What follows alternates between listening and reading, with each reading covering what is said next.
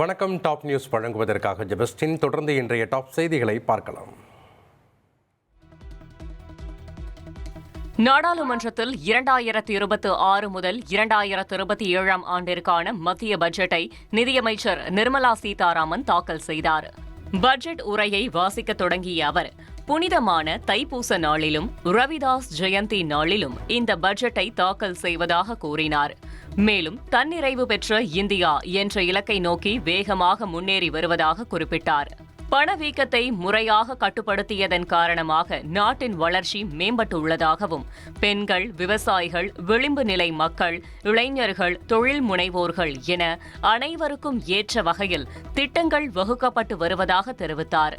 இந்த பட்ஜெட் தான் முழுமையாக புதிதாக அமைக்கப்பட்டுள்ள கர்தாவ்யா பவனில் தயாரிக்கப்பட்டுள்ளது என்று கூறிய அவர், வளர்ச்சியின் பலன்கள் அனைத்து தரப்பு மக்களுக்கும் சென்றடைவதை உறுதி செய்து இருப்பதாக பேசினார்.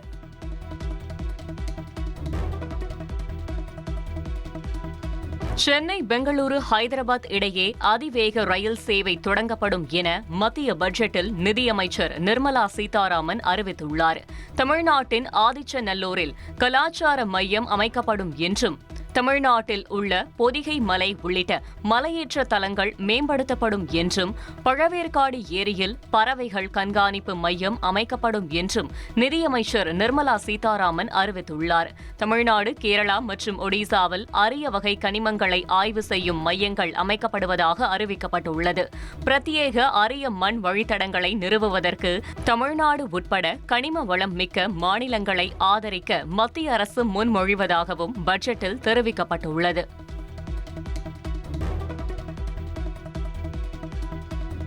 சென்னை, பெங்களூரு, ஹைதராபாத் இடையே அதிவேக ரயில் சேவை தொடங்கப்படும் என மத்திய பட்ஜெட்டில் நிதியமைச்சர் நிர்மலா சீதாராமன் அறிவித்துள்ளார். நாட்டின் மேலும் சில பகுதிகளுக்கும் இந்த அதிவிரைவு ரயில் சேவை அறிவிக்கப்பட்டுள்ளது. இதேபோல் 7 அதிவிரைவு ரயில் பாதை முனையங்கள் அமைக்கப்படும் என நிர்மலா சீதாராமன் அறிவித்துள்ளார். கிழக்கு மற்றும் மேற்கு பகுதிகளை இணைக்க பிரத்யேக சரக்கு ரயில் பாதை அமைக்கப்படும் எனவும், இதன் மூலம் நாட்டின் உட்கட்டமைப்பு மேம்படுத்தப்படும் எனவும் தெரிவிக்கப்பட்டுள்ளது. ஜம்மு காஷ்மீர், உத்தரகாண்ட் மற்றும் இமாச்சல பிரதேசம் உள்ளிட்ட இடங்களில் நிலையான மலை ரயில் சேவை அமைக்கப்படும் என கூறப்பட்டுள்ளது.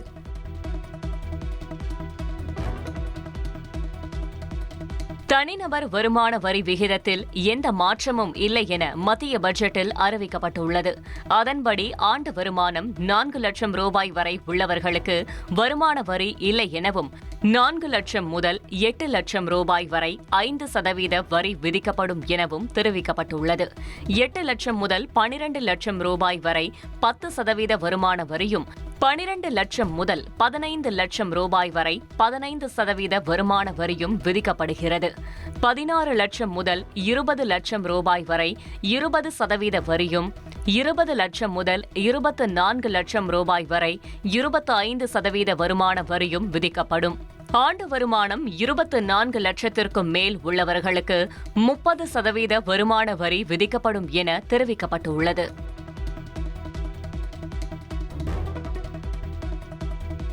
வருமான வரி தாக்கல் செய்வதற்கான கால அவகாசம் டிசம்பருக்கு பதிலாக மார்ச் இறுதி வரை நீடித்து வழங்கப்படும் என மத்திய நிதியமைச்சர் நிர்மலா சீதாராமன் அறிவித்துள்ளார். நாடாளுமன்றத்தில் பட்ஜெட் உரையில் பேசிய அவர், புதிய வருமான வரி சட்டத்தின் கீழ் வரி ஏய்ப்பு செய்பவர்களுக்கு கடந்த காலங்களில் இருந்ததை விட அதிக அபராதம் விதிக்கப்படும் என தெரிவித்தார். வெளிநாடு வாழ் இந்தியர்கள் சொத்துக்களை விற்கும் பொழுது அதற்கான TDS விகிதங்களில் மாற்றம் கொண்டுவரப்பட்டுள்ளதாக கூறினார். வெளிநாட்டு சுற்றுலாவுக்கான வரி பிடித்தம் 2% குறைக்கப்பட்டுள்ளதாக குறிப்பிட்ட நிர்மலா சீதாராமன், வருமானம் குறித்த தவறான தகவல்களை தெரிவித்தால் 100% அபராதம் விதிக்கப்படும் எனவும் அறிவித்தார். இந்தியாவில் டேட்டா சென்டர்களை அமைக்கும் வெளிநாட்டு நிறுவனங்களுக்கு 2047 ஆண்டு வரை வரி சலுகை அறிவிக்கப்பட்டுள்ளது. வெளிநாட்டு நிறுவனங்கள் இந்தியாவில் டேட்டா சென்டர்களை அமைப்பதற்கான ஒருங்கிணைந்த வழிமுறைகளையும் மத்திய பட்ஜெட்டில் நிதியமைச்சர் நிர்மலா சீதாராமன் அறிவித்துள்ளார்.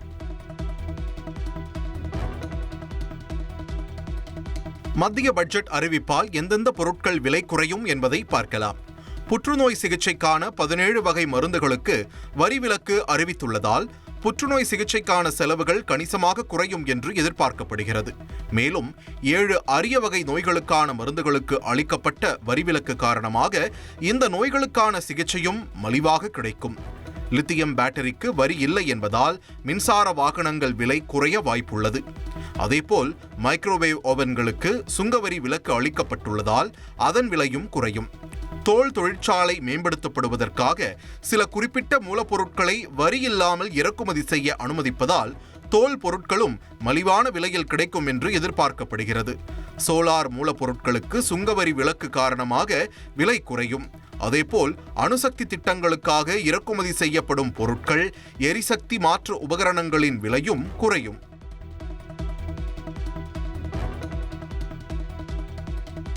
மத்திய அரசின் புதிய வரி விதிப்பு இன்று அமலுக்கு வந்ததால் சிகரெட் மற்றும் புகையிலை பொருட்களின் விலை உயர்ந்துள்ளது.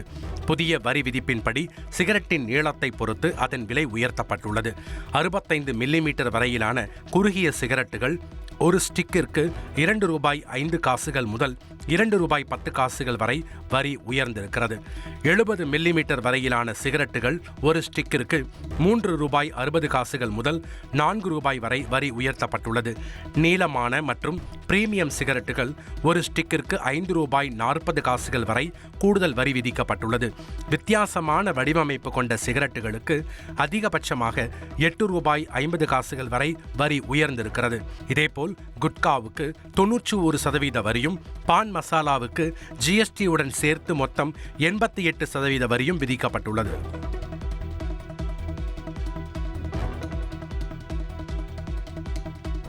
ஒன்பதாவது முறையாக மத்திய பட்ஜெட்டை தாக்கல் செய்த நிதியமைச்சர் நிர்மலா சீதாராமன் ஒவ்வொரு முறையும் இந்தியாவின் பாரம்பரிய கைத்தறியை பறைசாற்றும் விதமாக பட்டு சேலைகள் அணிந்து வந்தது கவனம் பெற்றுள்ளது.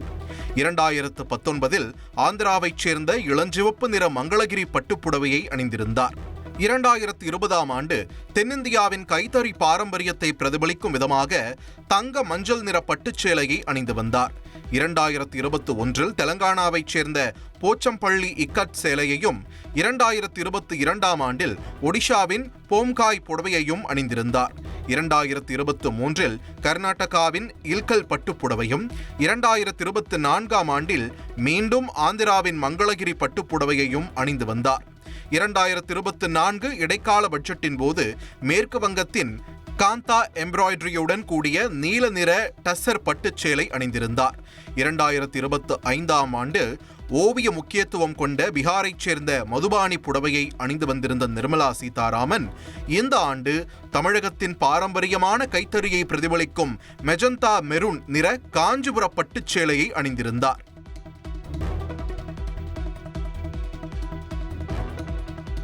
மத்திய பட்ஜெட் தாக்கல் செய்யப்பட்டுள்ள நிலையில் ₹1 நாட்டின் வரவு செலவு விவரம் என்ன என்பதை பார்க்கலாம். மத்திய அரசுக்கு கிடைக்கும் ₹1 24 காசுகள் கடன்கள் மூலமும், 18 காசுகள் கார்ப்பரேட் வரி மூலமும், 21 காசுகள் வருமான வரி மூலமும், 4 காசுகள் சுங்கவரி மூலமும் கிடைக்கிறது. 6 காசுகள் கலால் வரி மூலமும், 15 காசுகள் ஜிஎஸ்டி மற்றும் இதர வரி மூலமும், 10 காசுகள் வரியில்லா வருவாய் மூலமும், 2 காசுகள் மூலதன வருவாய் மூலமும் கிடைக்கிறது. மத்திய அரசிடம் இருக்கும் ₹1 மாநிலங்களின் வரி பங்கிற்கு 22 காசுகளும், கடன்களுக்கான வட்டி அளிக்க 20 காசுகளும், மத்திய அரசு திட்டங்களுக்கு 17 காசுகளும் செலவிடப்படுகிறது.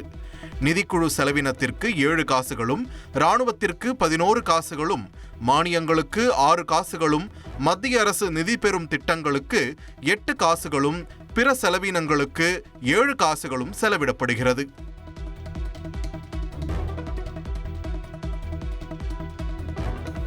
உலகின் 3வது பெரிய பொருளாதார நாடாக மாற இந்தியா விரும்புகிறது என பிரதமர் மோடி தெரிவித்துள்ளார். மத்திய பட்ஜெட் குறித்து கருத்துக்களை பகிர்ந்து கொண்ட பிரதமர் மோடி, வேகமாக வளரும் பொருளாதார நாடாக இருப்பதோடு மட்டும் இந்தியா திருப்தி அடையவில்லை என குறிப்பிட்டார். வரலாற்று சிறப்புமிக்க பட்ஜெட்டை 9வது முறையாக தாக்கல் செய்து நிதியமைச்சர் நிர்மலா சீதாராமன் புதிய சாதனை படைத்துள்ளதாக பெருமிதம் தெரிவித்துள்ளார். மத்திய பட்ஜெட் நிகழ்கால கனவுகளை நனவாக்குவதோடு இந்தியாவின் பிரகாசமான எதிர்காலத்திற்கான அடித்தளத்தை வலுப்படுத்துகிறது என்றும், 2047ஆம் ஆண்டில் வளர்ந்த இந்தியா என்ற தொலைநோக்கு பார்வைக்கு ஒரு வலுவான அடித்தளம் எனவும் குறிப்பிட்டுள்ளார். உட்கட்டமைப்பை வலுப்படுத்த பல முக்கிய நடவடிக்கைகள் எடுக்கப்பட்டுள்ளதாகவும், லட்சுமி தேவி ஒவ்வொரு வீட்டிற்கும் வருகை தருவதை உறுதி செய்ய பெண்கள் சுய உதவி குழுவினரை கொண்ட புதிய சுற்றுச்சூழல் அமைப்பை உருவாக்க முன்னுரிமை அளிக்கப்பட்டுள்ளதாகவும் தெரிவித்துள்ளார்.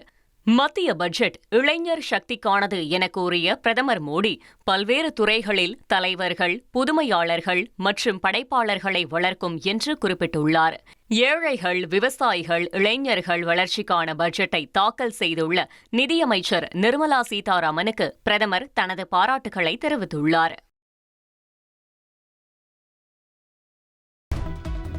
இந்தியாவின் நெருக்கடிகளை கண்டுகொள்ளாமல் முக்கிய பிரச்சினைகளை புறக்கணித்து மத்திய பட்ஜெட் தாக்கல் செய்யப்பட்டுள்ளதாக மக்களவை எதிர்க்கட்சித் தலைவர் ராகுல் காந்தி கடுமையாக விமர்சித்துள்ளார். வேலைவாய்ப்பற்ற இளைஞர்கள், சரிவடையும் உற்பத்தி துறை, மூலதனத்தை திரும்பப் பெறும் முதலீட்டாளர்கள், சரியும் குடும்ப சேமிப்புகள், பாதிக்கப்படும் விவசாயிகள், உலகளாவிய பொருளாதார வீழ்ச்சி என அனைத்தையும் பட்ஜெட்டில் புறக்கணித்திருப்பதாக ராகுல் காந்தி சாடியுள்ளார்.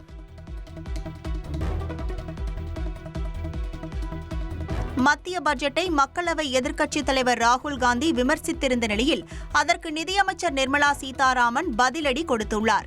இந்திய பொருளாதாரத்தின் அடிப்படைகள் வலுவாகவே உள்ளன என்றும் உண்மைகளை அடிப்படையாக கொண்ட விவாதத்தை அரசு வரவேற்க தயாராக இருப்பதாகவும் மத்திய நிதியமைச்சர் நிர்மலா சீதாராமன் தெரிவித்துள்ளார்.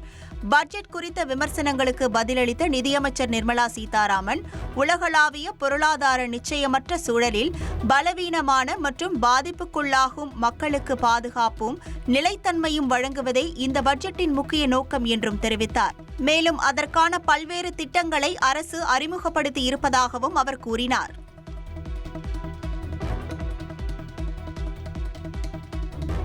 மத்திய பட்ஜெட் வழக்கத்தை விட பெரும் ஏமாற்றத்தை வழங்கியிருப்பதாக முதலமைச்சர் ஸ்டாலின் விமர்சித்துள்ளார். தேர்தல் வருவதால் மத்திய அரசு கண்ணுக்கு தமிழ்நாடு தெரியும் என நினைத்ததாகவும், ஆனால் எதிர்பார்ப்பை பொய்க்க செய்து மத்திய பட்ஜெட் ஏமாற்றத்தை அளித்திருப்பதாகவும் விமர்சித்துள்ளார். எந்த பிரிவுக்கும் நன்மை பயக்கும் திட்டங்கள் பட்ஜெட்டில் இல்லை என குறிப்பிட்டுள்ள முதல்வர், மாநிலங்களுக்கான வரி பகிர்வை உயர்த்தாதது ஏமாற்றம் அளிப்பதாக கூறியுள்ளார். தமிழ்நாட்டிற்கான வரி பகிர்வு மிக சொற்ப அளவிலேயே இருப்பதாகவும், இதனால் தமிழக அரசுக்கு ஆண்டிற்கு 5000 கோடி ரூபாய் நிதி இழப்பு ஏற்படும் எனவும் முதலமைச்சர் கவலை தெரிவித்துள்ளார். தமிழ்நாட்டிற்கான எந்த முக்கிய திட்டங்களும் இடம்பெறவில்லை என கூறியுள்ள முதல்வர், மத்திய அரசு மாற்றாந்தாய் மனப்பான்மையுடன் செயல்படுவதாக குற்றம் சாட்டியுள்ளார். தமிழகத்திற்கு வழங்க வேண்டிய நிதி குறித்து எந்த அறிவிப்பும் பட்ஜெட்டில் இல்லை எனவும் முதல்வர் ஸ்டாலின் குறிப்பிட்டுள்ளார்.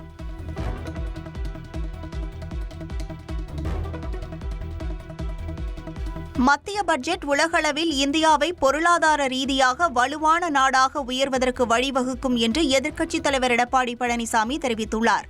அவர் வெளியிட்ட அறிக்கையில், இந்திய பொருளாதார வளர்ச்சி 2025-26க்கு 6.5%இலிருந்து 7% உயரும் என்றும், 2026-2027இல் 6.8 முதல் 7.2% இருக்கும் என்பது இந்தியா வலுவான நிலையில் உள்ளதை காட்டுவதாக குறிப்பிட்டுள்ளார்.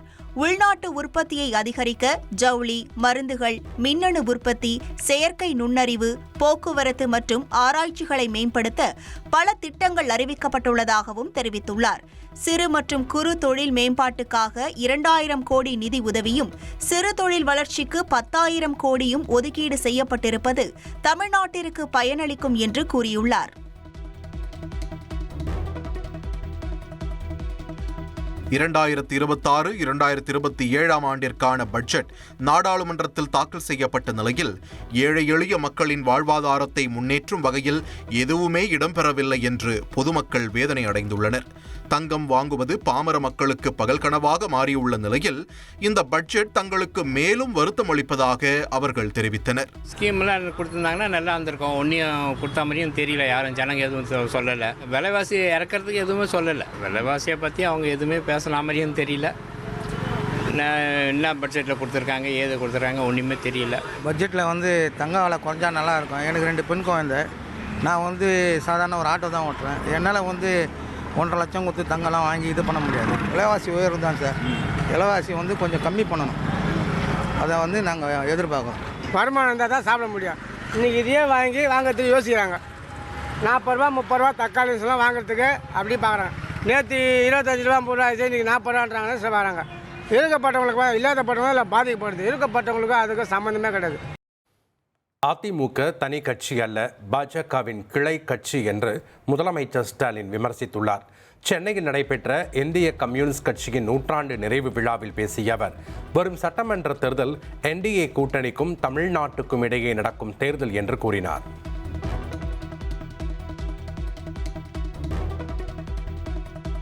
தைப்பூச மற்றும் வள்ளலார் தினத்தை ஒட்டி டாஸ்மாக் கடைகள் மூடப்பட்ட நிலையில் முந்தைய நாளான சனிக்கிழமை 241 கோடி ரூபாய்க்கு மது விற்பனை. கடந்த 25ஆம் தேதி 220 கோடி ரூபாய்க்கு மது விற்பனையானது குறிப்பிடத்தக்கது. தமிழ்நாடு முழுவதும் தைப்பூச திருவிழா கோலாகலமாக கொண்டாடப்பட்டது. முருகன் கோயில்களில் அலைக்கடல் என குவிந்த பக்தர்கள் அரோகரா கோஷத்துடன் தரிசனம் செய்தனர். தைப்பூசத்தை ஒட்டி பழனியில் தேரோட்டம் கோலாகலமாக நடைபெற்றது. பல்லாயிரக்கணக்கான பக்தர்கள் பக்தி பரவசத்துடன் தேரை வடம் பிடித்து இழுத்தனர்.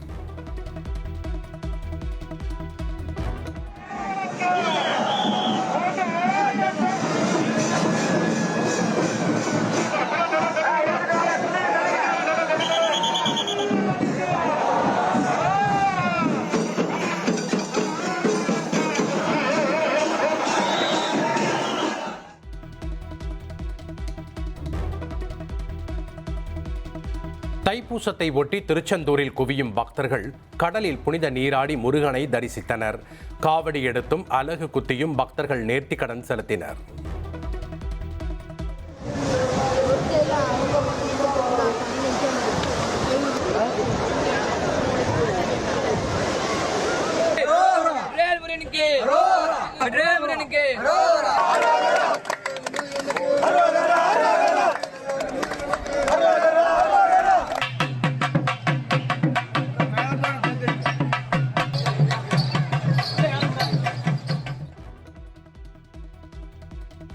திமுக கூட்டணியில் தொகுதி பங்கீடு பேச்சுவார்த்தை நடத்துவது தொடர்பாக தமிழக காங்கிரஸ் மேலிட பொறுப்பாளர் கிரிஷ் ஜோடங்கர் தலைமையில் ஐவர் குழு சென்னையில் உள்ள நட்சத்திர ஹோட்டலில் ஆலோசனை நடத்தினர்.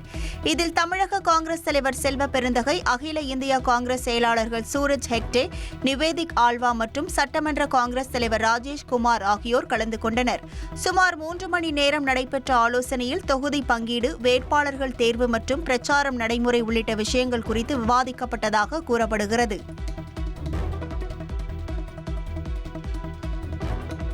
ஓபிஎஸ் உள்ளிட்டோரை தேசிய ஜனநாயக கூட்டணிக்கு வரவேற்பதாக பாஜகவின் தமிழக மேலிட பொறுப்பாளர் சுதாகர் ரெட்டி தெரிவித்துள்ளார்.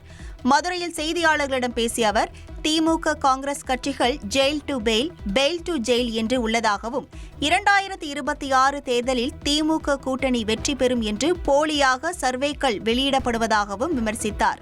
மேலும் தேசிய ஜனநாயக கூட்டணிக்கு வருபவர்களை பிரதமர் மோடியும் எடப்பாடி பழனிசாமியும் வரவேற்பதாக அவர் தெரிவித்தார். சத்தீஸ்கரின் பிலாஸ்பூர் பகுதியில் அண்டை வீட்டில் போர்வெல் பணி நடைபெற்ற போது உயர் அழுத்தம் காரணமாக வீட்டின் தரையை பெயர்த்து கொண்டு திடீரென நீர் பீச்சி அடித்த காட்சி பதற வைத்துள்ளது.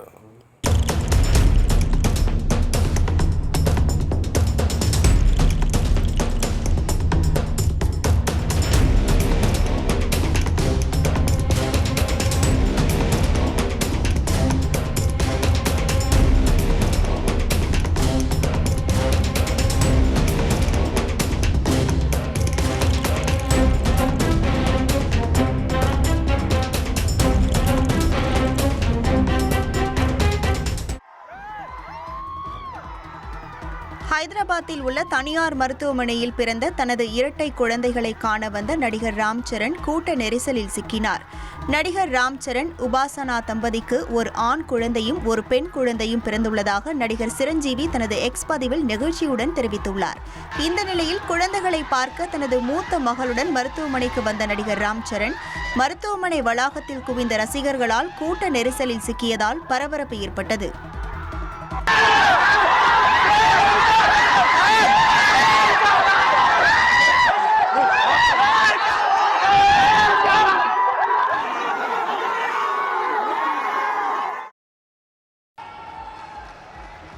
Delight for Devika Sihag, who's keeping it all in. her first ever title at this level. Thailand masters சர்வதேச பேட்மிண்டன் போட்டியில் இந்திய வீராங்கனை தேவிகா சிகாத் தனது முதல் பட்டத்தை வென்று புது சாதனை படைத்துள்ளார். பாங்காக்கில் நடந்து வரும் பெண்கள் ஒற்றையர் பிரிவு பேட்மிண்டன் போட்டியில் இறுதி சுற்றில் மலேசியாவின் ஜின் வெய்யை எதிர்கொண்ட அவர் முதல் 2 சுற்றுகளில் 21-8 மற்றும் 6-3 என்ற கணக்கில் முன்னிலையை பெற்ற நிலையில் காயம் காரணமாக மலேசிய வீராங்கனை வெளியேறியதால் வெற்றியாளராக அறிவிக்கப்பட்டார். இதன் மூலம் சாய்னா நேவால் PV சிந்துவுக்கு பிறகு 3வது வீராங்கனையாக தேவிகா சூப்பர் 300 பட்டத்தை முதல் முறையாக வென்று அசத்தியுள்ளார்.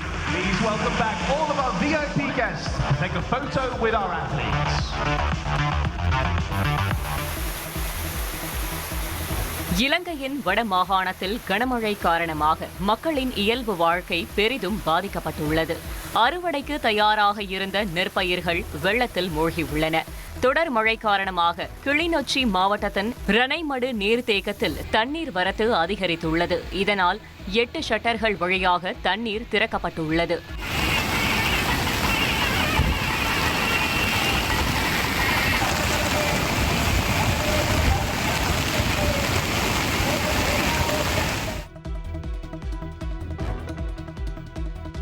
ஜப்பானில் ஒரே நாளில் 167 சென்டிமீட்டர் அளவுக்கு கடும் பனிப்பொழிவு. 1945ஆம் ஆண்டுக்கு பிறகு பதிவான மிக அதிக பனிப்பொழிவு என்று கூறப்படும் நிலையில் மக்கள் கடும் அவதியடைந்து வருகின்றனர். சேலம் மாவட்டம் சங்ககிரி அருகே இருசக்கர வாகனம் மீது லாரி மோதி 2 குழந்தைகள் பரிதாபமாக உயிரிழந்தனர். தைப்பூசத்தை ஒட்டி கோயிலுக்கு சென்றுவிட்டு திரும்பிய போது பெற்றோர் கண் முன்னே குழந்தைகள் உயிரிழந்த பரிதாபம் அரங்கேறி உள்ளது.